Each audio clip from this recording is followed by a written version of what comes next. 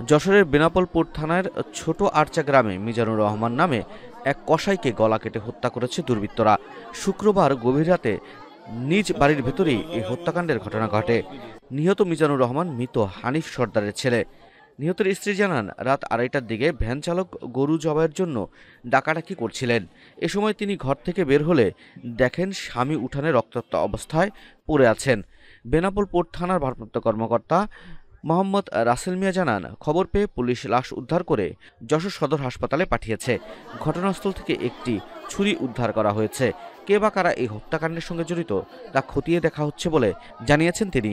বেনাপোল থেকে মশিউর রহমান, কাজল, news desk.